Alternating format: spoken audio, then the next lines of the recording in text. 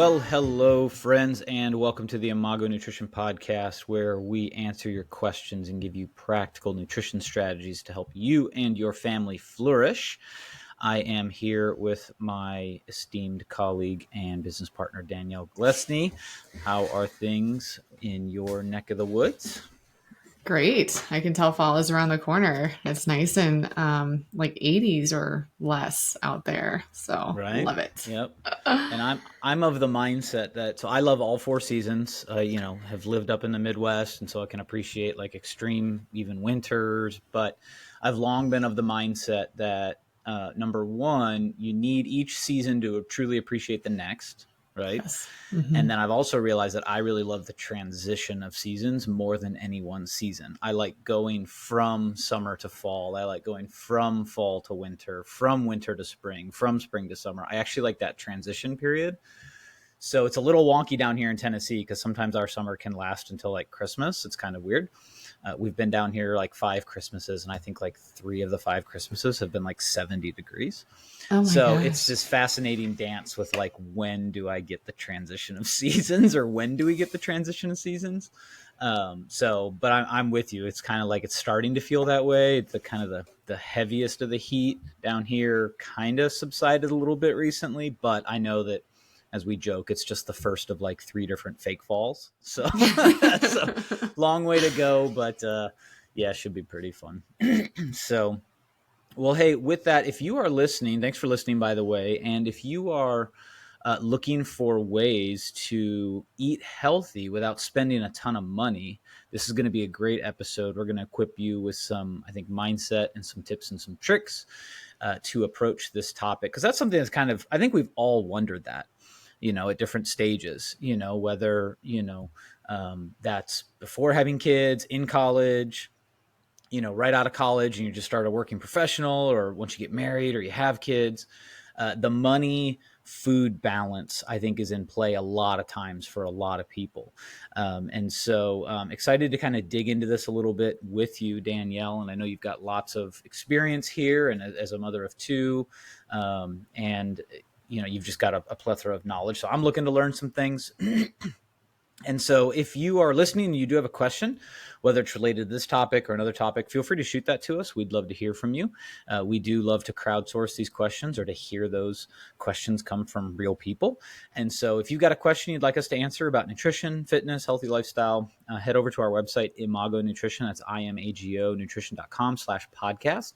Scroll down that page just a bit. There's a little form there. You can send us your question, and we will consider it as a topic for a future episode. So with that, this question came up on a recent call I had actually with a client. And so the question was very simply, how do I eat healthy on a budget? Okay, so great question. Again, I think something that we've all thought about at times, at various stages of life, as I mentioned. And so I'll just kind of set us up with 2 things, Danielle, and then I know you've got a great, super helpful list to kind of walk us through. So where I like to start is 2 things before I actually get into like the tips on this, is 2 things. Number one, when we ask the question, how do I eat healthy on a budget? First, you need to define what you mean by healthy. Okay.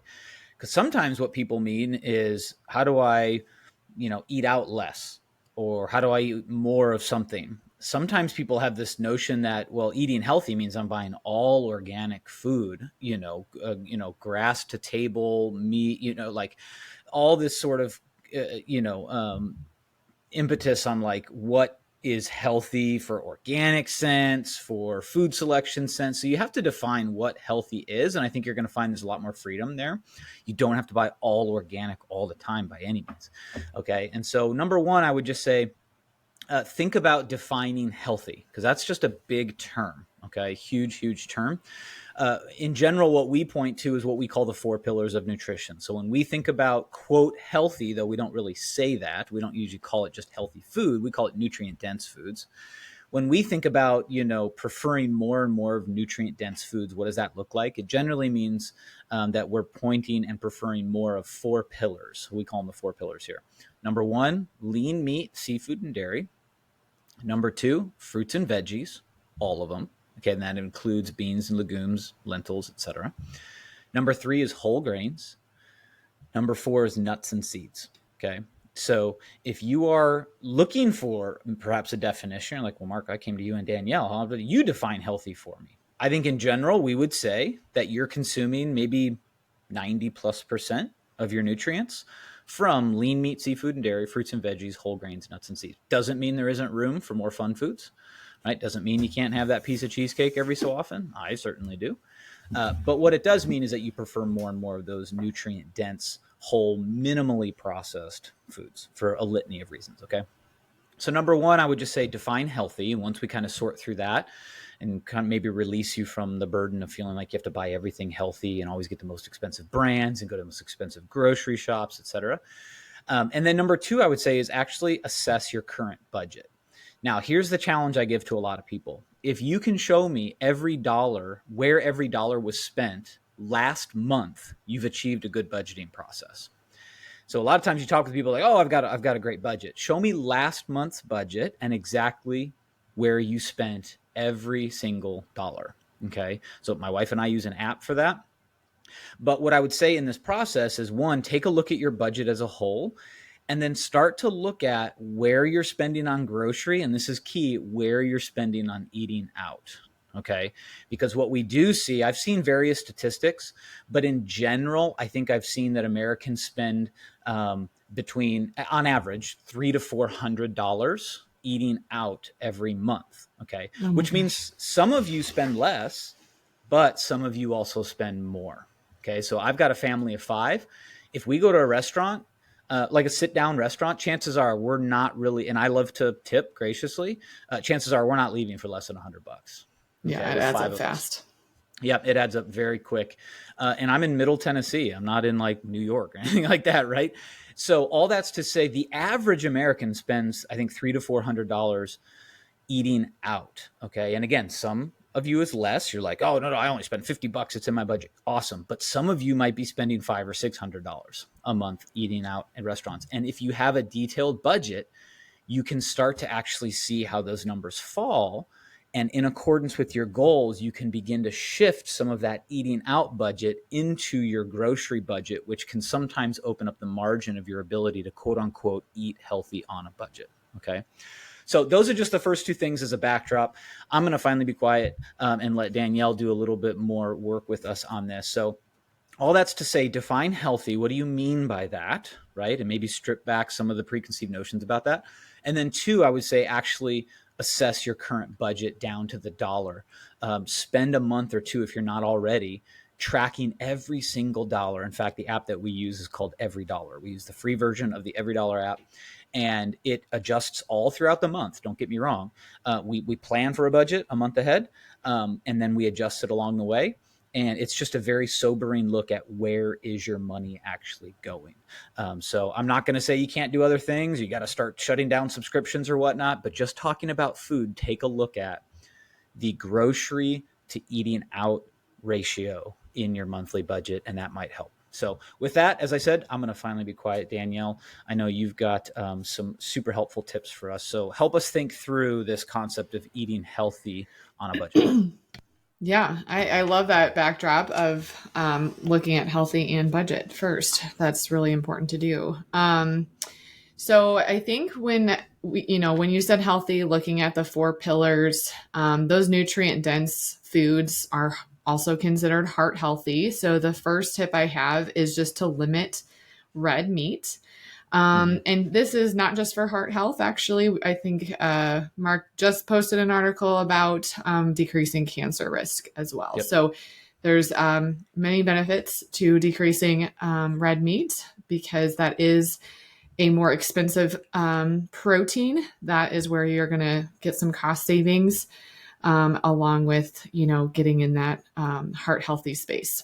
And just real quick, so what you're referring to is we just posted a new article on our website. By the way, you can go to our website, imagonutrition.com/articles, and read. We've got lots of articles there. We don't post incessantly. Like you and I haven't gotten into some routine where like we force each other to post an article every week, but we post, kind of some big topics that we've done a fair amount of research on. And so, yeah, what you're referring to is that there was a recent umbrella study that came out that took a look at 45 meta-analyses. And so don't worry if you don't know what that means. A meta-analysis is just essentially a study of studies.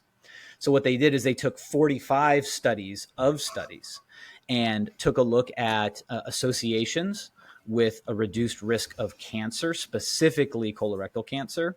And one of those associations is limiting, not eliminating, don't hear that as the same, but limiting red meat. Okay. And it's hard to get into exactly what that looks like for every person every week. But chances are, as I say in the article, you need to eat a little less than you currently do. That's just the reality of the Western diet. That's the reality in America. We tend to over index on red meat. Does not mean we're anti red meat. I consume red meat probably once a week. Nice lean cuts, it's super nutrient dense, also high in calorie often. But all that's to say, yes. So that's what you're referring to, is that we're not saying eliminate red meat. Red meat's a terrific resource, terrific nutrient dense food. However, it's expensive per the current budget. So whether you want to go take a look at that article or just kind of continue on with us, I think that's a really great point. All right. Yeah.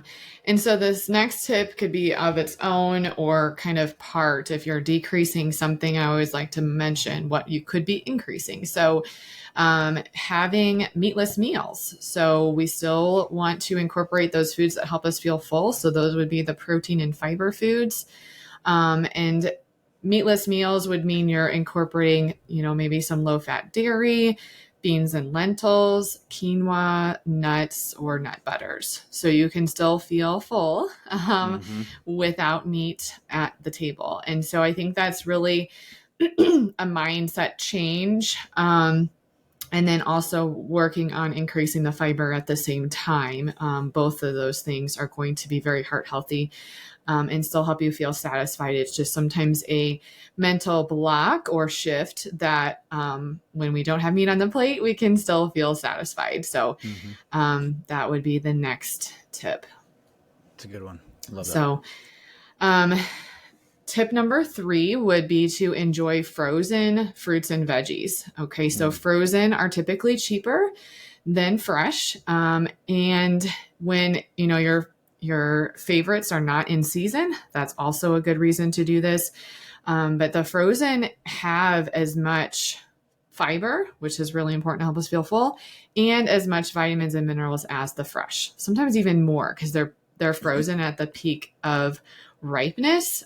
So they're not like, dwindling in their flavor or nutrients as they come to you at the grocery store. So frozen fruits and veggies are great. I do think that one more thing on that specific, if you can buy in bulk for your frozen veggies, I know frozen veggies from a bag, like a small bag, can sometimes, if it's a mixed veggie, can sometimes really be more expensive. So if you buy frozen mixed veggies in bulk, they're not going to go bad and they can feed more people. So, because you want half your plate to be of those non-starchy veggies. So you do need a lot of them to help you feel full. And just to summarize that, I think we need to I want to plant that flag in the ground. What you heard Danielle say is that frozen fruits and veggies are just as, if not sometimes, quote, healthier than fresh. Okay. Because they're frozen at the peak. They retain that nutrient density. They can be cheaper, bought in bulk, and they last longer. Okay. So how many times have you thrown away? We keep fresh produce in our house all the time. And I know you do as well. You and I both have 2 different bowls.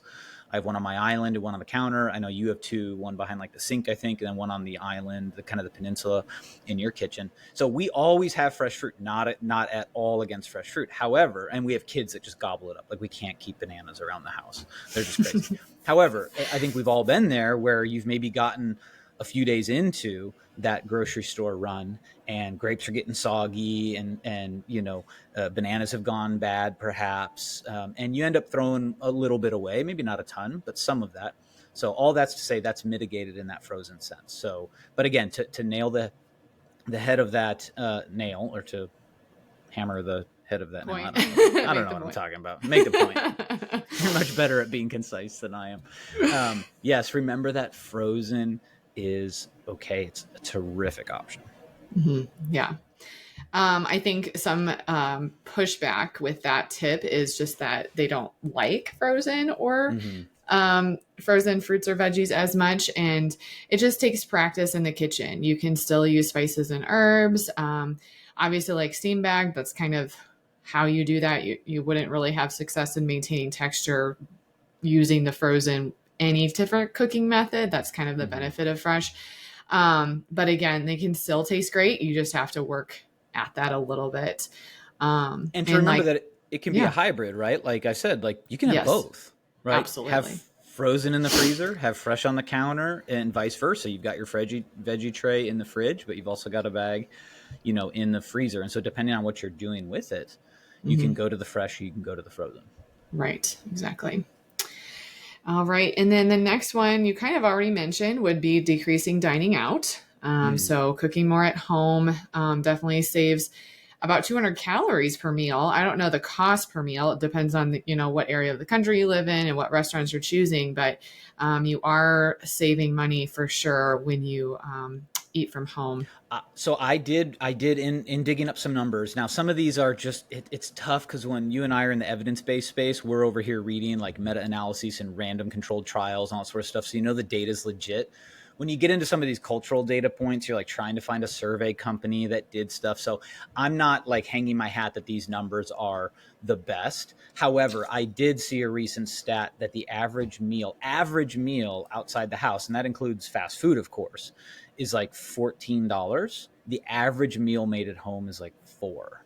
Okay, so again, maybe it's 16 and 6, maybe it's 18 and 8, I don't know exactly, But but still, all that's yeah. to say, look at the difference in the swing from eating out. Because think about this: um, anytime you pay for someone else to provide it, you're going to pay them to provide it. Of course, Mm, it's going to be more expensive. And a lot of people yeah. point to fast food; they're like, "Oh, look how cheap that stuff is." And there's a whole discussion we could have on that. Keep in mind that sometimes they're using a loss leader, right? So McDonald's is doing a 59-cent hamburger. Why? Because chances are you're going to buy a drink with it, and their margins on the drink are actually what make their money on the meal as a whole. So there's little things like that. Don't get caught up in like, I can't eat healthy because it's super expensive. The only thing I can do is eat at McDonald's because they have a dollar menu, right? They are still making their money. That's how they're a business. All right. But chances are, as you said, I mean, chances are your money is swinging to, overspending on eating out, when at home it's clearly a lot cheaper. Yeah. Yeah. All right. And then the next one would be to buy in season. So how to do this is really, you could print, if you're really organized, you could print out the chart of, fruits in season in spring and fruits and veggies in season in spring, etc. Or what I do, I don't have that memorized. So I just walk into the produce section and what do you see most of? Do you see two huge things of oranges? Well, oranges are in season. Do you see two Mm, huge things of watermelons? Watermelons are in season. So whatever you see most of, that's the produce in season. great tip. Great tip. Um, and I've what never I thought do about like that. about that too is I'm sure some people have heard of Aldi. A lot of dietitians love Aldi because they actually only have what's in season. They have like Mm, maybe a very, very small portion of what's out of season. And so, you'll naturally more likely going to Aldi, that will be easier to pick the ones that are in season. oh, cool. So they also taste better when they're in season. Sometimes when you have a grocery store that has all of them and you buy Brussels sprouts and they're not in season, they're not going to taste good. So Mm. trying to remember that or, print those lists out, have them on your grocery store, and occasionally you look at them and start to get them memorized. And um, hopefully I'm not stealing another one from you, but on that, I think the point is made too that you may shop at different stores for different items, right? And yeah. so again, I don't know if that's taking away from another one on your list. However, if you find that you get the best sort of lean meats over here, and you get the best sort of fruits over there, obviously within reason. It's not like you're driving from city to city to these different places, but within your town, within your local context, don't forget that you don't have to get all your groceries at one place. Sometimes they're almost banking on you doing that because they have some marked up more than others, right? Depending on their Hmm. business model. And so just thinking a little bit about that is, could I go down the street and get fresh in season produce for a little bit less that tastes better if I Hmm. just get in the car and, spend the 40 cents on gas to go down the street or something like that. So Yeah. something to think about. That's a really great tip, and I didn't have that. I Yes, I think it's got one. even easier to do that tip these days because even if you don't do the pickup item option, like grocery stores, obviously, because of COVID, offer that pickup option. Mm-hmm. You have that opportunity to have the app on your phone. And so what I do, even if I don't order the pickup, I still type it in and I'm like, oh, carrots are cheaper here and milk is cheaper here. Why don't Bingo. I'm going to go to both stores anyway, because I can't get all my groceries at this store anyway. So yeah, I do, shop bulk and multiple stores to get, which is frustrating, I know. But I think it's really great to be able to do that price comparison at home on your apps and not have to be like, oh, now I have to go back to that store. That's so great. And part of what Americans in general is kind of a macro picture. One of the things that we overpay for is convenience, right? Yeah. Much of our economy is driven on convenience, right? So I'm thinking, and I won't go into any specifics necessarily, but you think about Target. Our Target does, I'm sure many around the country do, has massive grocery sections now. Why do they want to be in the grocery business? Not necessarily. They're in the convenience business. Okay. Mm-hmm. So there can be markups there, because if you're just going to do your Target run and you can also get your groceries, to you, it's like, it's one trip. It's not two. Great. I'll just pay for it there. And you can see costs creep up. Now that's on an item by item basis. But again, remember what they're working on is the concept of convenience. Okay. Mm-hmm. And so Americans pay for convenience because we're paying for time in our mind, right? So just keep that in mind as well. Sometimes the most convenient option is actually what's increasing your cost as well. Yeah. I love that tip. I didn't have that one listed, but the tip that goes with that is buying whole foods. So instead of buying shredded cheese, buy the block of cheese and shred it yourself. Instead of buying pre-cut veggies, cut the veggies yourself. And, get the family involved. I know that just increases your work. Like you said, it increases your time. So you just have to balance what's more important to me this week. If you're really pressed for time, a couple extra bucks to buy the pre-cut. If you're feeling like, okay, my kids need some activities, get them involved in the kitchen, get some help going with some chores. So yeah, that's a great tip, is to buy the whole version versus the pre-cut things. Great point.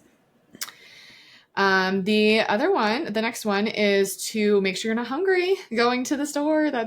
I'm sure that's obvious for a lot of people. So you will definitely have some impulse buys if you're ravenous or even something that just looks good. Obviously, try to stick to your list. So that would be kind of the next tip, is both making sure you're not hungry and stick to your list. Shop with a list. Yeah. Shop with a list. The next one is to get involved with growing your fruits and veggies if you can, or even some like fresh herb plants in your house. So that is great for so many reasons, but I just have some wonderful friends this summer that just keep delivering me like fresh produce, which is amazing. So if I could get somewhere. My green thumb going at this, I do have some blueberry bushes. They are probably going to produce something in the next couple of years, maybe. But yeah, I've tried cucumbers and tomatoes.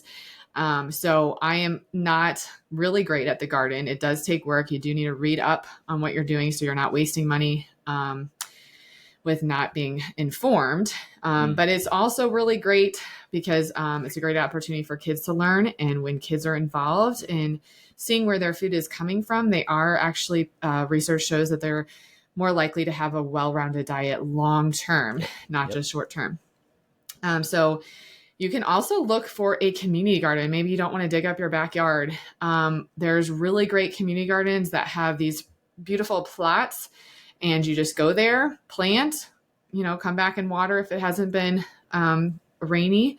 And I had an opportunity to go with my friend, and you should have seen how much spinach and lettuce. It was amazing. And it tastes so much better homegrown. That was my other reason why you should give this a try if you want to. Because a homegrown tomato versus a store-bought tomato is night and day. People that say they don't like tomatoes, they really need to try the homegrown versus the store-bought. So that would be that one. Any comments on that? That's a cool one. No, part of the class that we recently did at church, we had a family nutrition section, and I dug up, I think it was eight bullets basically on kind of child nutrition.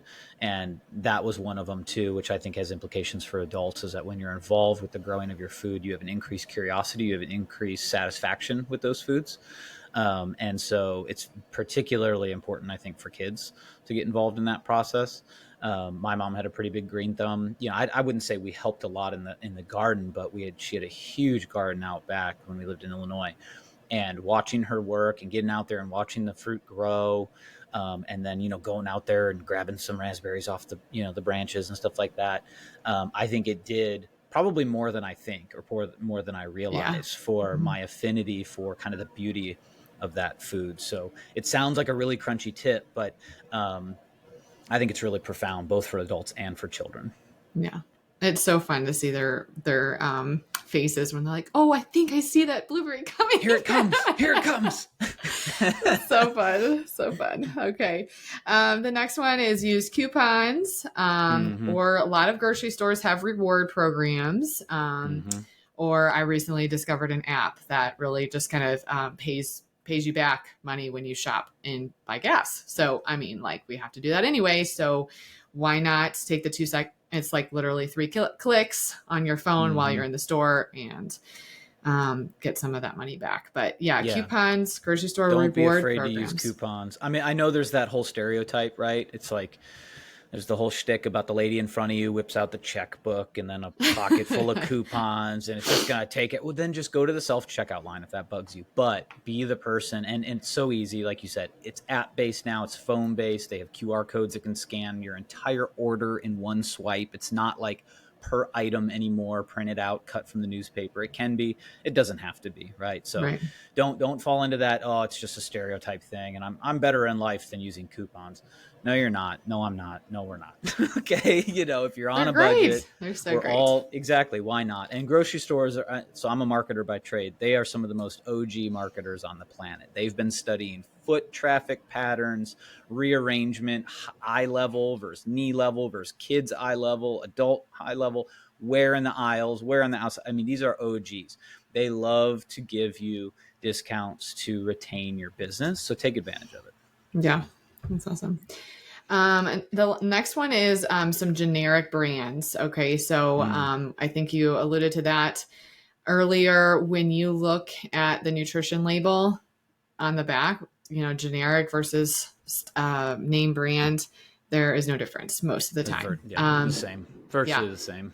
So why not spend a couple dollars every time you pick the generic brand versus the name brand? It's 2023. Like, the options are more abundant than they've ever been in this realm, right? Like, there has never been better, a more plethora of generic brands or store brands, because grocery stores figured it out, right? They were like, we could just use the exact same manufacturer, right? And I know this even from the marketing side and consumer products, that like virtually all of the products, that come out of China are made from like the same dozen factories, right? It doesn't matter the brand that gets slapped on it. And groceries started to figure this out. They're like, we could make more money if we just went to the same food manufacturer, made the same food, but put our label on it. Right. And so taking advantage of store brands, like we're almost I'm a brand guy. I love brand. Brand is very, very powerful. When it comes to food, though, they just don't have the market cornered on, well, we're the better version of non-fat Greek yogurt. No, you're the same. You just have a different container. So like, just remember that those generic brands, we have virtually all generic brands, apart from like a few things. We love, love, love the store brands. It's good for them, keeps them in business, actually probably creates that better margin because they're going direct to us without another food brand in the middle. So they're actually making, really good money on that and providing the same food. So I think the store brand thing is a huge component of the budget friendliness. Yeah. Just as long as you keep reading those labels on the back. I mean, don't want to assume it. You just mentioned yogurt, and that's why you really want to count those probiotics on the back. Yeah. But we've been there. I won't repeat myself. Okay. So the next one is make your own prepackaged snacks. Okay. So that's going to save you a lot of money to buy, unsalted nuts, big container of those, big container of raisins, and mix it. And then put it in little baggies versus buying the prepackaged things. Because if someone else does it for you, it's going to cost more. Just remember Yeah. that. If you do it yourself or get your kids involved too, you can do it really quick, but you're going to cut that cost because you're paying for the convenience of someone else doing that for you. Okay? Right. That's the big principle. Yeah. And I think just decreasing waste, you can always use like reusable bags if you can find one that really does a good zip or seal. The next one is utilize leftovers or stick in the freezer. So I think sometimes people maybe don't like the taste of leftovers, or either that, or they just like, okay, I'm really sick of this. I gotta throw it away. Like I've been eating it too much. I made too much. Well, if you made too much and you realize that, within a day or so, just throw a portion in the freezer, even if it's a small portion. That could be a lunch portion. Yep. So I always encourage utilizing the freezer. Another one, we already talked about just buying in bulk. So if you have a grocery store near you that does allow for bulk, again, compare prices on amounts, which takes some math involved, right? Cost per ounce or whatever. But it's worth your time. And you typically will get the hang of it, after a couple of weeks. So the next one is just to not waste money on processed foods. That kind of goes into eating healthy the eating healthy portion of the question. The processed foods will add up really fast, and we just need less. We don't need them. So, like he said in the beginning, that giving your health an A or B plus, what have you, what percentage of your grocery cart is those processed foods, like one bag of chips, $5 or $6. And that, speaking of chips, again, comparing the labels, one chip has a really great marketing thinking this is the healthiest chip out there. And the exact same chip, really looking at the label, is, $3 cheaper or $2 cheaper. There is not a healthy chip out there. So yeah, I think looking at those labels and decreasing those processed foods can save you money too. And the irony in that too is that when we do consume those foods, they don't keep us full as long. So what do? We consume more of them. Right. And so I'm not a conspiracy theorist. I think food companies are free to do what they want to do. We just need to be informed about this. But when your kid is plowing through a box of Cheez-Its, right? And then suddenly 20 minutes later, opening the fridge because they're still hungry, it's because they're not satiated. There's no protein, there's no fiber in their system, right? There's no hydration. Their body is not full. So they're going to continue to consume more. And the same is true of adults, of course. So they've simply shown that, again, those 4 pillars, lean meat, seafood, and dairy, fruits and veggies, whole grains, nuts and seeds, those fill your body up. They signal to your brain, we are satisfied, we are full, we're good, right? Processed foods, to a pretty severe degree, do not do nearly that. Okay. Yeah, you can stuff your face full of Pringles and eventually get quote unquote full for 5 times the calories of, eating, the 4 pillars. However, it's not going to keep you full. It's not going to keep you satisfied for very long. So you're going to go eat more. Good business for them, not good for your budget. Yeah. Or your health. Or your health. I mean, so there's that. Awesome. Well, I think we've got them all, 12 tips for you. Terrific.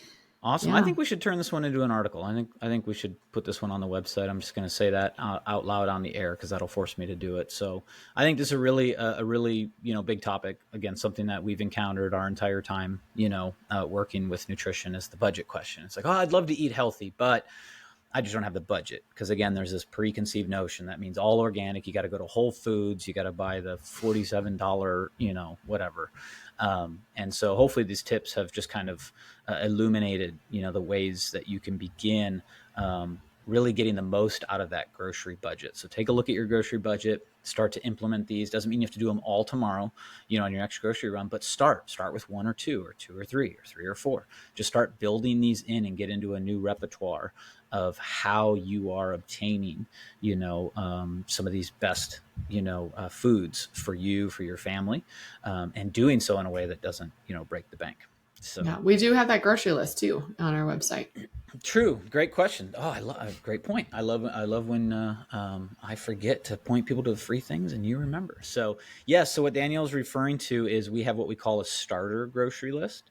So if you're wondering, okay, but what foods, Mark? I know you keep talking about these pillars and those are kind of categorical foods, you know.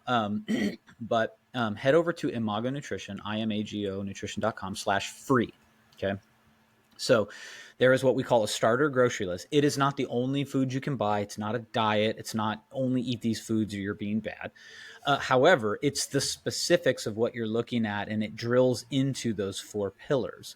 And it's also arranged, thanks to Danielle, by things like pantry, freezer, produce, etc. And so go there. It's totally free. You can just punch in your email, and our system will automatically send you the starter grocery list. You can just print that out and just take it to the grocery store with you. So hopefully that's super helpful as well, because again, um, there's the idea of the four pillars, which is amazing, a nutrient dense food, but what are the specifics? That document has the specifics of a really large swath of readily available foods that you can begin consuming more of, and that's not just budget friendly. That's not just because we call it the four pillars.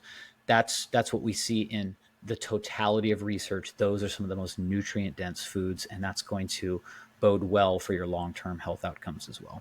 So you can do it. You can, quote unquote, eat healthy, quote unquote, on a budget. And so hopefully these tips have been super helpful. And so if they have been helpful, if this episode's been helpful, would love for you to leave us a review. Let us know how we're doing. And feel free to share with a friend. Don't forget to subscribe so you can get some upcoming episodes. We've got some fun topics coming. And share with a friend. Share with your mom friends. Share with your dad friends. Share with the folks that are living in that balance of wanting themselves and their family to be healthy, but also maintaining a budget like we all do. Okay. And so with that, if you're on social media, you can follow us on social media. We are at Imago Nutrition. That's IMAGO Nutrition across all major social media platforms. And as always, we'd like to thank Happy Pill for our theme song, Thinkin Bout Food. We'll see you next time.